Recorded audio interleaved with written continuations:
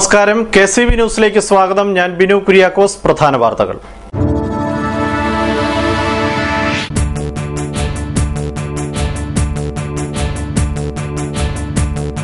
ചങ്ങനാശ്ശേരിയിൽ 13 വയസ്സുകാരനെ കൊലപ്പെടുത്തിയ പ്രതി 19 വർഷങ്ങൾക്ക് ശേഷം പിടിയിൽ.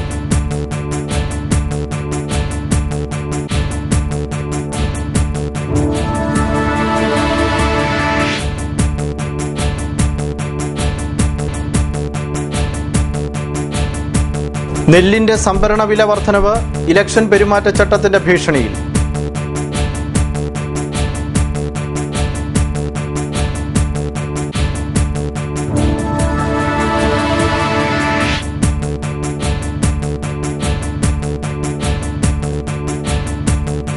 കുടിവെള്ളം എത്തിത്തുടങ്ങി, എന്നാൽ ജലം ശേഖരിക്കാൻ കിലോമീറ്ററുകൾ താണ്ടണം.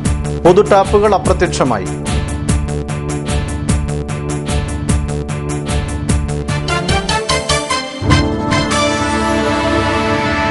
വാർത്തകൾ വിശദമായി. ചങ്ങനാശ്ശേരി മധുമൂല മഹാദേവൻ കൊലക്കേസിലെ പ്രതി ഹരികുമാർ 19 വർഷങ്ങൾക്ക് ശേഷം പോലീസ് പിടിയിൽ. രണ്ടാം പ്രതി കോനാരി സലിയെയും കൊലപ്പെടുത്തിയെന്ന് ഹരികുമാർ. മധുമൂല പുതുപ്പറമ്പ് തുണ്ടിയിൽ ഉദയ സ്റ്റോഴ്സ് ഉടമ വിശ്വനാഥൻ ആചാര്യയുടെ മകൻ 13 വയസ്സുണ്ടായിരുന്ന മഹാദേവനെ സ്വർണം മോഷ്ടിക്കാനായിട്ടാണ് കൊലപ്പെടുത്തിയത്. 1995 സെപ്റ്റംബർ 8-നാണ് മഹാദേവനെ കാണാതായത്. തുടർന്ന് ചങ്ങനാശ്ശേരി പോലീസ് അന്വേഷണം നടത്തിയെങ്കിലും യാതൊരു വിവരവും ലഭിക്കാത്തതിനെ തുടർന്ന് കേസ് ക്രൈംബ്രാഞ്ചിന് വിടുകയായിരുന്നു. ക്രൈംബ്രാഞ്ചും തെളിവുകളില്ലാത്തതിനാൽ കേസ് അന്വേഷണം അവസാനിപ്പിക്കാൻ കോടതിയെ സമീപിച്ച സാഹചര്യത്തിലാണ് ബന്ധുക്കൾ ഹൈക്കോടതിയെ സമീപിച്ചത്. തുടർന്നാണ് ക്രൈംബ്രാഞ്ച് SP KG സൈമണിന്റെ നേതൃത്വത്തിലുള്ള സംഘം അന്വേഷണം ആരംഭിച്ചത്. പഴയ സാക്ഷികളെ വീണ്ടും ചോദ്യം ചെയ്തപ്പോൾ ലഭിച്ച വിവരത്തിന്റെ അടിസ്ഥാനത്തിൽ പ്രതിയായ ഹരികുമാറിനെ ചങ്ങനാശ്ശേരിയിൽ വെച്ച് അറസ്റ്റ് ചെയ്യുകയായിരുന്നു.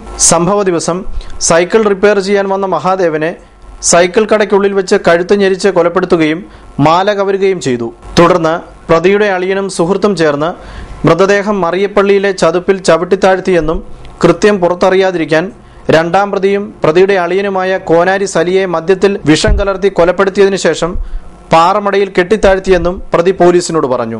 വ്യാഴാഴ്ച രാവിലെ പ്രതിയെ ചങ്ങനാശ്ശേരി മധുമൂലയിൽ കൊണ്ടുവന്ന് തെളിവെടുപ്പ് നടത്തി. ഇരട്ട കൊലക്കേസ് പ്രതിയെ കാണാൻ നിരവധി നാട്ടുകാരാണ് എത്തിയത്. Changanassery DYSP K Sreekumar, CI Nishad മോൻ, SI ജെർലിൻ സ്കറിയ തുടങ്ങിയവരുടെ നേതൃത്വത്തിലുള്ള പോലീസും ഒപ്പമുണ്ടായിരുന്നു. നെല്ല് സംഭരണ വില കിലോയ്ക്ക് 18-ൽ നിന്നും 19 ഉയർത്തുമെന്ന് മുഖ്യമന്ത്രി പ്രഖ്യാപിച്ചെങ്കിലും ഇത് സംബന്ധിച്ച സർക്കാർ ഉത്തരവ് ഇതുവരെ ഇറങ്ങിയിട്ടില്ല. നെല്ല് സംഭരണ വില 1 രൂപ വർദ്ധിപ്പിക്കുമെന്ന് മുഖ്യമന്ത്രി ഉമ്മൻചാണ്ടി 24-ാം തീയതി നടന്ന പ്രത്യേക മന്ത്രിസഭാ യോഗത്തിൽ പ്രഖ്യാപിച്ചിരുന്നു. എന്നാൽ പ്രഖ്യാപനം ഏട്ടിലെ പശുവായി തുടരാനാണ് സാധ്യത. നെല്ല് സംഭരണ വില കിൻഡലിന് 2000 രൂപയാക്കുമെന്നൊക്കെ മുഖ്യമന്ത്രി അടക്കം പല മന്ത്രിമാരും വിവിധ ഉദ്ഘാടന വേളകളിൽ പറയുകയുണ്ടായി. 1 രൂപയുടെ വർധനവ് മുഖ്യമന്ത്രി ഉമ്മൻചാണ്ടി പ്രത്യേക മന്ത്രിസഭാ യോഗത്തിൽ പ്രഖ്യാപിക്കുകയും ചെയ്തു. എന്നാൽ കേവലമായ ഈ വർധനവ് പോലും ഈ പുഞ്ചയ്ക്ക് ലഭിക്കുന്ന കാര്യം സംശയമാണ്. പാർലമെന്റ് തെരഞ്ഞെടുപ്പ് പ്രഖ്യാപിക്കുന്നതിന് മുമ്പ് വില വർധനവ് സംബന്ധിച്ചുള്ള സർക്കാർ ഉത്തരവ് സിവിൽ സപ്ലൈസിന് ലഭിച്ചില്ലെങ്കിൽ പ്രഖ്യാപനം പാഴ്വാക്കാകും. വേനൽ കടുത്തതോടെ വിളവ് നന്നേ കുറയുന്നുമുണ്ട്. കാലാവസ്ഥാ വ്യതിയാനവും ചൂടും നിമിത്തം കതിരുകളിൽ അധികവും പതിരാവുകയാണ്. നെല്ലുവില കിലോയ്ക്ക് 25 രൂപയാക്കണമെന്ന കർഷകരുടെ അടിസ്ഥാന ആവശ്യം ബധിര കർണങ്ങളിലാണ് പതിക്കുന്നത്. തിരഞ്ഞെടുപ്പെടുത്തതോടെ ചെണ്ടപ്പുറത്ത് കോലു വീഴുന്ന എല്ലാ വേദികളിലും ഉദ്ഘാടനത്തിനായി എല്ലാ മന്ത്രിമാരും ജനപ്രതിനിധികളും നെട്ടോട്ടത്തിലാണ്. അക്കൂട്ടത്തിൽ എവിടെയൊക്കെയോ വെച്ച് നെല്ല് സംഭരണത്തിന്റെ വില കൂട്ടുന്ന കാര്യമൊക്കെ പറഞ്ഞിട്ടുണ്ടാകാം. വായിൽ വരുന്നത് കോതയ്ക്ക് പാട്ട്. കർഷകർ ഇതൊക്കെ മുഖവിലക്കെടുക്കണോ എന്നതാണ് അവരുടെ ചോദ്യം. സർക്കാർ 1 രൂപ നെല്ലിന് വില വർദ്ധിപ്പിച്ചെന്ന് പറയുന്നെങ്കിലും സപ്ലൈകോയിൽ ഇതുവരെയായിട്ടും അതിനുള്ള ഓർഡർ വന്നിട്ടുമില്ല, അതിനുള്ള നടപടി ഒന്നും ആയിട്ടുമില്ല. ആ നിലയ്ക്ക് ഈ കാശ് കർഷകന് കിട്ടുമെന്ന് യാതൊരു ഉറപ്പുമില്ല. സപ്ലൈകോയ്ക്ക് ഓർഡർ വരാതെ കൊണ്ട് ഈ കാശ് കിട്ടത്തില്ല. അതിനിടയ്ക്ക് പെരുമാറ്റച്ചട്ടം നിലവിൽ വന്നു കഴിഞ്ഞാലേ കർഷകന്റെ കാര്യം കട്ടപ്പുകയാകുന്ന ലക്ഷണമാണ് കാണുന്നത്. ആയതിനാൽ ഇത് എത്രയും വേഗത്തിൽ നടപടിയാകണമെന്നാണ് കർഷകനായ ഞങ്ങൾ ആവശ്യപ്പെടുന്നത്. 1 കിലോയിൽ 1 രൂപ കൂടിയെങ്കിലും അതനുസരിച്ച് ബാക്കി വളത്തിനും വിഷത്തിനും കൂലിച്ചെലവും എല്ലാം വർദ്ധിച്ചുകൊണ്ടിരിക്കുക. അപ്പോൾ അത് കിട്ടുമെന്ന് ഇതുവരെ പ്രതീക്ഷയില്ല. ഇതാണ് ഞങ്ങളുടെ അവസ്ഥ. കൊയ്ത്ത് കഴിഞ്ഞു, കളത്തിൽ നെല്ല് കയ്യിൽ നിന്ന് മാറാനായിട്ട് അതും ബുദ്ധിമുട്ട്. കയ്യാലപ്പുറത്തെ തേങ്ങ പോലെ ആയിരിക്കുകയാണ് നെല്ലിന്റെ സംഭരണ വില വർധനവും. പെരുമാറ്റച്ചട്ടം നിലവിൽ വന്നു കഴിഞ്ഞാൽ ഉത്തരവിറക്കുവാൻ സർക്കാരിന് ആവില്ല. ഇതോടെ കർഷകരുടെ കാര്യവും കഷ്ടത്തിലാകും. ക്യാമറാമാൻ ജിമ്മിച്ചനൊപ്പം KCV വാർത്തകൾക്ക് വേണ്ടി ഹരീഷ് കൃഷ്ണൻ. കുട്ടനാട് MLA അറിയാൻ.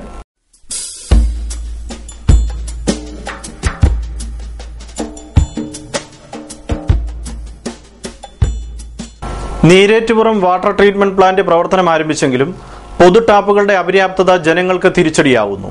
കുട്ടനാട് സബ് ഡിവിഷന്റെ കീഴിലുള്ള പ്രദേശങ്ങളിലെ നൂറുകണക്കിന് വഴിയോര ടാപ്പുകൾ ഇന്ന് അപ്രത്യക്ഷമായിട്ടുണ്ട്. എടത്വ, മുട്ടാർ, രാമങ്കരി, ചമ്പക്കുളം പഞ്ചായത്തുകളിലൊക്കെ തന്നെ പൊതു ടാപ്പുകൾ ഇന്ന് തുലോം കുറവാണ്. കരാറുകാരും അവർ നിയോഗിക്കുന്ന അറ്റകുറ്റപ്പണിക്കാരുമാണ് ഏതൊക്കെ പൊതു ടാപ്പിൽ വെള്ളം വരണമെന്ന് തീരുമാനിക്കുന്നത്. പൊതു ടാപ്പുകളുടെ അറ്റകുറ്റപ്പണിക്ക് കൈമുടക്ക് കിട്ടാത്തതിനാൽ രാമങ്കരി വേഴപ്ര ഭാഗത്തെ ഒരു കരാറുകാരൻ 5ഓളം പൊതു ടാപ്പുകൾ അഴിച്ചുമാറ്റി മണ്ണിട്ട് മൂടിയിട്ടുമുണ്ട്. ഇത് പുനഃസ്ഥാപിക്കാൻ പലതവണ ഇയാളോടും വാട്ടർ അതോറിറ്റി ഓഫീസിലും നാട്ടുകാർ പരാതിപ്പെട്ടെങ്കിലും യാതൊരു പ്രയോജനവും ഉണ്ടായിട്ടില്ല. നീരേറ്റുപുറം വാട്ടർ ട്രീറ്റ്മെന്റ് പ്ലാന്റിൽ നിന്നും കുടിവെള്ള വിതരണം ആരംഭിച്ചതോടെ കുട്ടനാട്ടിലെ വിവിധ പ്രദേശങ്ങളിൽ ജലം എത്തിത്തുടങ്ങിയിട്ടുണ്ട്. അതുകൊണ്ട് തന്നെ കുടിവെള്ള വിതരണവുമായി ബന്ധപ്പെട്ട ചൂഷണവും ദുരുപയോഗവും വർദ്ധിക്കും. ഈ രംഗത്തെ പരാതികൾ പരിഹരിക്കുന്നതിനും ദുരുപയോഗവും കൈക്കൂലിയും തടയുന്നതിനും താലൂക്ക് തലത്തിൽ സ്ക്വാഡുകൾ രൂപീകരിക്കണം. ജല അതോറിറ്റി, പോലീസ്, റവന്യൂ, ഭക്ഷ്യസുരക്ഷാ വിഭാഗം, ആരോഗ്യവകുപ്പ് പ്രതിനിധികൾ എന്നിവരെ ഉൾപ്പെടുത്തി കുട്ടനാട് MLAയുടെ കീഴിൽ സ്ക്വാഡ് രൂപീകരിക്കാവുന്നതാണ്. കൃത്യമായ ഇടവേളകളിൽ വിതരണം ചെയ്യുന്ന ജലത്തിന്റെ ഗുണനിലവാരം ഉറപ്പാക്കുവാൻ ജല അതോറിറ്റി ക്വാളിറ്റി കൺട്രോൾ വിഭാഗത്തിനെ ചുമതലപ്പെടുത്തുകയും വേണം. കുടിവെള്ള ദുരുപയോഗത്തിനും അതോറിറ്റി അറിയാതെ നൽകിയ കണക്ഷനുകൾ വിച്ഛേദിക്കുന്നതിനും കരാറുകാരുടെ അവിഹിത ഇടപെടലുകൾ ഒഴിവാക്കുന്നതിനും ഈ സ്ക്വാഡുകൾക്ക് കഴിയണം. മണ്ണിട്ട് മൂടിയ പൊതു ടാപ്പുകൾ തുറക്കുന്നതിനും ജല അതോറിറ്റിയുടെ കുടിവെള്ളം കിണറ്റിലേക്കും ഭൂമിക്കടിയിലെ അനധികൃത ടാപ്പിലേക്കും നിറയ്ക്കുന്നവർക്കെതിരെയും അടിയന്തര നടപടികൾ സ്വീകരിക്കേണ്ടതുണ്ട്. കുട്ടനാട് MLA ഇക്കാര്യങ്ങളിൽ സത്വര ശ്രദ്ധ ചെലുത്തുമെന്ന് വിശ്വസിക്കുന്നു. Kerala state service pensioners union Ramankary panchayat കമ്മിറ്റിയുടെ നേതൃത്വത്തിൽ 22ാം വാർഷിക സമ്മേളനവും തെരഞ്ഞെടുപ്പും വ്യാഴാഴ്ച നടന്നു. രാമങ്കരി SNDP ഓഡിറ്റോറിയത്തിൽ നടന്ന സമ്മേളനം വെളിയനാട് ബ്ലോക്ക് പഞ്ചായത്ത് പ്രസിഡന്റ് ലിസമസ് കറിയ ഉദ്ഘാടനം ചെയ്തു. രാമങ്കരി ഗ്രാമപഞ്ചായത്ത് പ്രസിഡന്റ് CP ബ്രീവൻ അധ്യക്ഷത വഹിച്ചു. യോഗത്തിൽ TN വാസുദേവൻ നായർ മുഖ്യപ്രഭാഷണം നടത്തി. ബ്ലോക്ക് പഞ്ചായത്ത് അംഗം പ്രമോദ് ചന്ദ്രൻ, TT Thankamma, Leelamma Mathew, AP ധർമാംഗതൻ, CP Thomas, RS Ramadevi തുടങ്ങിയവർ പങ്കെടുത്തു. നമ്മുടെ കേരളത്തിലെ തിരുവിതാംകൂറില് 1000 മഹാരാജാവിന്റെ കാലത്താണ് ആദ്യമായി പെൻഷൻ ഏർപ്പെടുത്തിയത്. മറ്റ് ലോക രാജ്യങ്ങളിൽ പറയുമ്പോൾ ഫ്രാൻസിലും ഇംഗ്ലണ്ടിലുമൊക്കെ ഏതാണ്ട് 18ാം നൂറ്റാണ്ടിൽ ഈ പെൻഷൻ സമ്പ്രദായം നടപ്പാക്കി. ആ സമയത്ത് 1800-ലും ഒക്കെ ഇവിടെ ഭരിച്ചിരുന്നത് ബ്രിട്ടീഷുകാരായിരുന്നു. ബ്രിട്ടീഷ് ഉദ്യോഗസ്ഥന്മാർക്കും ഈ അടിയന്തരമായി ഈ വേതനം ആവശ്യമായതിനാൽ ഇന്ത്യയിലും അത് ഏർപ്പെടുത്തേണ്ടി വന്നു. അന്ന് തിരുവിതാംകൂറിൽ നമ്മുടെ കാലത്ത് ഒരു പ്രവർത്തനാദ്ദേഹം സെക്രട്ടേറിയറ്റ് പഠിക്കൽ ഇരിക്കുന്നത് കണ്ടിട്ടുണ്ടായ ഹൃദയവേദനയാണ് ഈ പെൻഷൻ സമ്പ്രദായം ഒരു നാട്ടുരാജ്യമായ തിരുവിതാംകൂറിൽ ഏർപ്പെടുത്തുന്നതിന് ഇടയായി. ഇപ്പോൾ 1970 ശേഷം എടത്വ പോലീസിന്റെ ആഭിമുഖ്യത്തിൽ റോഡ് സുരക്ഷാ ബോധവൽക്കരണ സെമിനാർ നടത്തി. വ്യാഴാഴ്ച രാവിലെ 10-ന് ലയൺസ് ക്ലബ്ബ് ഓഡിറ്റോറിയത്തിൽ നടന്ന seminar Edathua SI G Rajendran Pillai ഉദ്ഘാടനം ചെയ്തു. വർദ്ധിച്ചുവരുന്ന റോഡ് അപകടങ്ങൾ ഒഴിവാക്കുന്നതിനായാണ് സെമിനാർ സംഘടിപ്പിച്ചത്. എടത്വ, തലവടി പ്രദേശങ്ങളിലെ നിരവധി മോട്ടോർ വാഹന ഡ്രൈവർമാർ ക്ലാസിൽ പങ്കെടുത്തു. Lions club president Monsy George അധ്യക്ഷത വഹിച്ചു. ASI PK Prasannan, civil police officer Sumesh, advocate Vidyadharan എന്നിവർ ക്ലാസുകൾ നയിച്ചു. അച്ഛനുമാണ് മകനുമാണ് എന്നുള്ള അവസ്ഥ കൊണ്ട് അത് വളരെ കൃത്യമായി പറയേണ്ട ഒരു കാര്യം ആയിട്ട് ഞാൻ സൂചിപ്പിക്കുകയാണ്. നമ്മുടെ എടത്വ സെന്റ് അലോഷ്യസ് കോളേജിലെയും സ്കൂളിലെയും പല വിദ്യാർത്ഥികളും കഞ്ചാവ് ഉപയോഗിക്കുന്നതായി പരക്കെ അഭിപ്രായങ്ങളുണ്ട്. പോലീസിന് ഇൻഫർമേഷൻ കിട്ടിയിട്ടുണ്ടോ ഇല്ലെന്ന് എനിക്കറിയത്തില്ല. പരക്കെ ഉണ്ട്. കോളേജിന്റെ പല ജംഗ്ഷനുകളിലും പല ചെറിയ ഇടവഴികളിലും വിദ്യാർത്ഥികൾ ഉപയോഗിക്കുന്നതായിട്ടുണ്ട്. അതിന് ഒരു കാരണവശാലും നമ്മൾ ഓട്ടോറിക്ഷക്കാർ ഒരു കാരണവശാലും പാത്രീഭൂതരാവരുത് എന്നാണ് എനിക്ക് പറയാനുള്ള നിർദ്ദേശം. അതിലൊരു അത്തരക്കാരായിട്ടുള്ള ഏതെങ്കിലും ഒരു ഓട്ടോറിക്ഷക്കാരൻ നമ്മുടെ കൂട്ടത്തിൽ നിന്നുണ്ടെങ്കിൽ അവനെ കൃത്യമായി കണ്ടുപിടിക്കുകയും നിങ്ങൾ കാര്യങ്ങൾ പറഞ്ഞ് ബോധ്യപ്പെടുത്തുകയും ഉപയോഗിക്കുകയും വിൽപ്പന നടത്താൻ ശ്രമിക്കുകയോ വിൽപ്പന നടത്തുന്ന കേന്ദ്രങ്ങളിലേക്ക് എത്തിക്കാൻ ശ്രമിക്കുകയോ ചെയ്യാതിരിക്കാൻ വേണ്ടുന്ന സത്വ നടപടികൾ നിങ്ങൾ സ്വീകരിക്കണം. ഇത് ഒരു തരത്തിലല്ലെങ്കിൽ മറ്റൊരു തരത്തിൽ റോഡ് സുരക്ഷയെ ബാധിക്കുന്ന വിഷയമാണ്. KSRTC ആലപ്പുഴ ഡിപ്പോയിൽ നിന്നും വർഷങ്ങളായി സർവീസ് നടത്തി വന്നിരുന്ന ആലപ്പുഴ വടക്കൻ വെളിയനാട് ബസ് സർവീസ് കഴിഞ്ഞ 6 മാസമായി സർവീസ് നടത്തുന്നില്ല. ഈ സർവീസ് അടിയന്തരമായി പുനഃസ്ഥാപിക്കണമെന്ന് Kuttanad agency vice chairman Veliyanad Mathachan ആവശ്യപ്പെട്ടു. ഇടവേളയ്ക്ക് ശേഷം വാർത്തകൾ തുടരും. KCV വാർത്തകൾ നിങ്ങൾക്കായി അവതരിപ്പിക്കുന്നത് മനോഹരമായൊരു വീട് നമ്മുടെ എല്ലാം സ്വപ്നമാണ്. നിങ്ങളുടെ സ്വപ്ന ഭവനങ്ങളെ മനോഹരമാക്കാൻ ഇതാ സിമ്പിൾ. ഷാലിമാർ സൂപ്പർ ബ്രാൻഡ് ടൈലുകളുടെയും ഗ്രാനൈറ്റിന്റെയും വിസ്മയ ലോകം. വിപുലമായ സ്റ്റോക്ക്, ഫാസ്റ്റ് സർവീസ്, 100% ഗുണമേന്മ ഇവയൊക്കെ നിലനിർത്തുന്നതുകൊണ്ട് ഞാൻ പറയുന്നു Shalimar. Shalimar marbles and granite. സ്വപ്ന ഭവനത്തിന് ഇവിടെ പൂർണ്ണത. Shalimar marbles and granite, Manikkachira, AC road, Changanassery.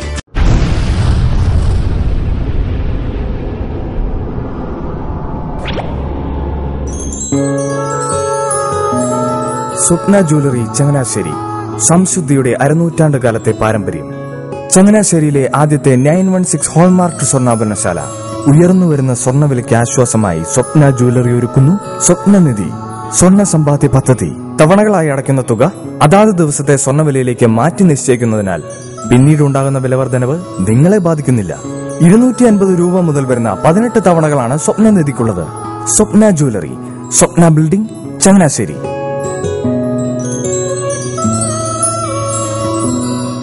എന്റെ മോഹനേട്ടാ, എളുപ്പ വഴികളും കുറുക്കു വഴികളും നോക്കി പോകുമ്പോഴാ നമ്മളെ ആരെങ്കിലും പറ്റിക്കണത്. എന്നെ ഇന്നേവരാരെങ്കിലും പറ്റിച്ചിട്ടുണ്ടോ? കാരണം എന്താ? എനിക്ക് ബുദ്ധിയുണ്ട്. അനു തിരക്കിലായിരിക്കും അല്ലേ? അതെ. അനുവിനെ കഴിഞ്ഞ ആഴ്ച ആലപ്പുഴയിലെ മുല്ലക്കൽ പ്രിൻസ് ജുവലറിയിൽ നിൽക്കുന്നത് കണ്ടിരുന്നല്ലോ. അതെ, ഞാൻ അവിടെ നിന്നാണ് സ്വർണ്ണാഭരണങ്ങൾ വാങ്ങാറുള്ളത്. അതെന്താ, മറ്റൊരുപാട് ജുവലറികൾ അവിടെ ഉണ്ടല്ലോ. പിന്നെന്താ മുല്ലക്കൽ പ്രിൻസ് ജുവലറിയിൽ നിന്ന് തന്നെ സ്വർണ്ണാഭരണങ്ങൾ വാങ്ങുന്നത്? അതെല്ലാവർക്കും അറിയാവുന്ന കാര്യമല്ലേ. ഗുണമേന്മയിലും വിശ്വസ്തതയിലും 2 പതിറ്റാണ്ടിന്റെ പാരമ്പര്യമുള്ള മുല്ലക്കൽ പ്രിൻസ് ജുവലറിയിലെ ഏറ്റവും ചെറിയ ആഭരണങ്ങളിൽ പോലും 916 BAS ഹോൾമാർക്ക് മുദ്ര ഉറപ്പുവരുത്തുന്നു. ആരുടെയും സങ്കല്പത്തിന് അനുയോജ്യമായ വ്യത്യസ്തതരം ഡിസൈൻസ്. അങ്ങനെയാവുമ്പോൾ പണിക്കൂലി കൂടുതലായിരിക്കും അല്ലേ? ഏറ്റവും കുറഞ്ഞ പണിക്കൂലി. മാത്രമല്ല 916 BAS ഹോൾമാർക്കഡ് സ്വർണ്ണാഭരണങ്ങൾ മാറ്റി വാങ്ങുമ്പോൾ വിലയിലോ തൂക്കത്തിലോ കുറവ് വരുന്നില്ല. അപ്പോൾ ശരിക്കും ഹീറോ മുല്ലക്കൽ പ്രിൻസ് ജുവലറിയാണല്ലേ? അത് പിന്നെ പറയാനുണ്ടോ? 100% BIS ഹോൾമാർക്കഡ് സ്വർണ്ണാഭരണങ്ങൾ വിൽക്കുന്ന സ്വർണ്ണാഭരണശാല പ്രിൻസ് ജുവലറി, മുല്ലക്കൽ, ആലപ്പുഴ. വാർത്തകൾ തുടരുന്നു. Kerala light and sound welfare association സമരപ്രഖ്യാപന വാഹന ജാഥയ്ക്ക് ആലപ്പുഴ മുനിസിപ്പൽ മൈതാനത്ത് സ്വീകരണം നൽകി. മാർച്ച് 1 മുതൽ രാഷ്ട്രീയ പാർട്ടികൾക്കും ഗവൺമെന്റ് പരിപാടികൾക്കും മൈക്ക് സെറ്റ് നൽകുന്നതല്ല എന്ന പ്രഖ്യാപനവുമായി ബന്ധപ്പെട്ടാണ് ജാഥ സംഘടിപ്പിച്ചിരിക്കുന്നത്. ആലപ്പുഴ ജില്ലാ പ്രസിഡന്റ് MK മംഗളാനന്ദൻ, സെക്രട്ടറി മധു മധുരിമ, ട്രഷറർ ബീന നൌഷാദ് തുടങ്ങിയവർ സംസാരിച്ചു.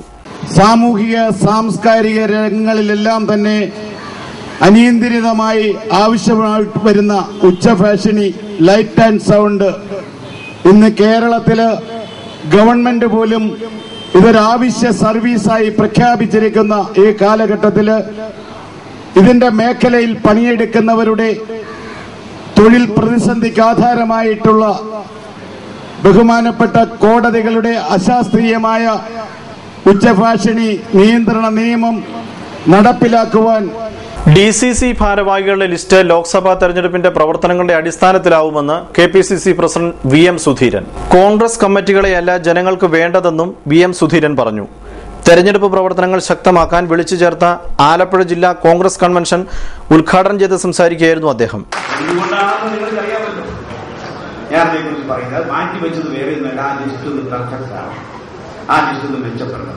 അതുകൊണ്ട് ഞങ്ങളൊരു പരീക്ഷണത്തിന് അവസരം കൊടുക്കുകയാണ്.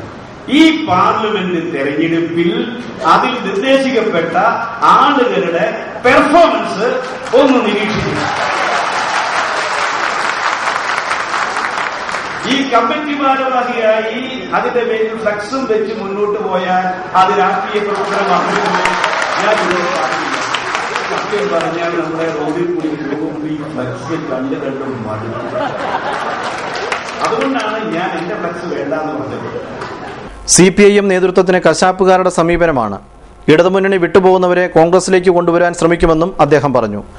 മുനിസിപ്പൽ ടൗൺ ഹാളിൽ നടന്ന സമ്മേളനത്തിൽ DCC പ്രസിഡന്റ് AA ഷുക്കൂർ അധ്യക്ഷനായിരുന്നു. കേന്ദ്രമന്ത്രി KC Venugopal, VD Satheesan MLA, മന്ത്രി K Babu, PC Vishnunath MLA, Lathika Subhash എന്നിവർ സംസാരിച്ചു. ചമ്പക്കുളം പടിപ്പൊരിക്കൽ ശ്രീ കാർത്യായനി ദേവി ക്ഷേത്രത്തിലെ ശിവരാത്രി മഹോത്സവം നടന്നു. ഈ വർഷത്തെ ശിവരാത്രി മഹോത്സവത്തോടനുബന്ധിച്ച് വ്യാഴാഴ്ച രാവിലെ 10 മുതൽ മൃത്യുഞ്ജയ ഹോമം നടത്തി.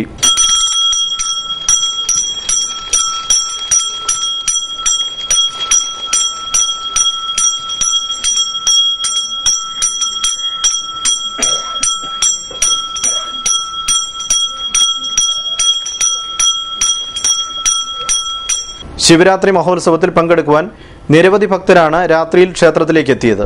ചങ്ങനാശ്ശേരി തിരുമല ഉമാമഹേശ്വര ക്ഷേത്രത്തിലെ മഹാശിവരാത്രി ഉത്സവത്തോടനുബന്ധിച്ച് വ്യാഴാഴ്ച കാവടി ഘോഷയാത്ര നടന്നു. ചങ്ങനാശ്ശേരി കാവിൽ ഭഗവതി ക്ഷേത്രത്തിൽ നിന്ന് പുറപ്പെട്ട് മുനിസിഫ് കോടതി, revenue tower, head post office, Rajeshwari junction, Thirumala junction വഴി ക്ഷേത്രത്തിൽ എത്തിച്ചേർന്നു.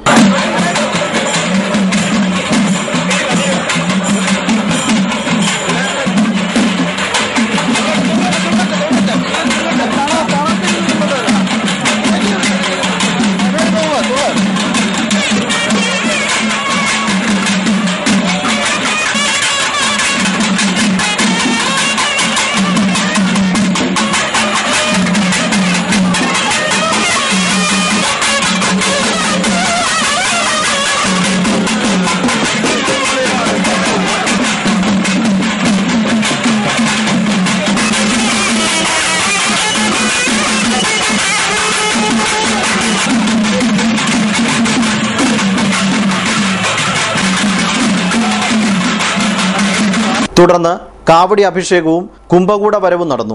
വൈകുന്നേരം ഊർ കുംഭകൂടം വരവ് പെരുന്ന സുബ്രഹ്മണ്യ സ്വാമി ക്ഷേത്രത്തിൽ നിന്ന് പുറപ്പെട്ട് ക്ഷേത്രത്തിൽ എത്തിച്ചേർന്നു. രാത്രി 12 മണിക്ക് മഹാശിവരാത്രി പൂജയും ശക്തികരകം, പടുക്ക പൂജ, ആഴിപൂജ, മഞ്ഞ നീരാട്ട്, ഊരുചുറ്റൽ എന്നിവ നടക്കും. വെള്ളിയാഴ്ച രാവിലെ പൊങ്കൽ പൂജ നടക്കും. ക്ഷേത്രം തന്ത്രി PA സുരേഷ് ആചാരി പൊങ്കാല അടുപ്പിൽ അഗ്നി പകരും. ചരമവാർത്തകൾ. മണലാടി പുറവടി പുത്തൻപുരയ്ക്കൽ ആനിയമ്മ തോമസ് നിര്യാതയായി. 54 വയസ്സായിരുന്നു. സംസ്കാരം നടത്തി.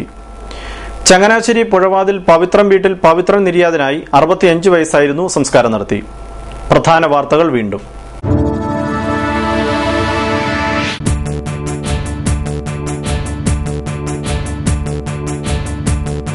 ചങ്ങനാശ്ശേരിയിൽ 13 വയസ്സുകാരനെ കൊലപ്പെടുത്തിയ പ്രതി 19 വർഷങ്ങൾക്ക് ശേഷം പിടിയിൽ.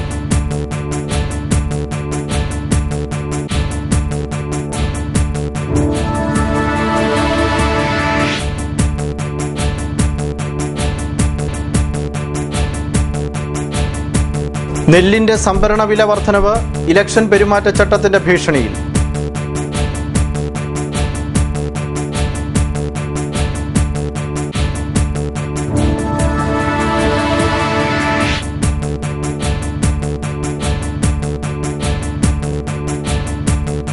കുടിവെള്ളം എത്തിത്തുടങ്ങി. എന്നാൽ ജലം ശേഖരിക്കാൻ കിലോമീറ്ററുകൾ താണ്ടണം. പൊതു ടാപ്പുകൾ അപ്രത്യക്ഷമായി.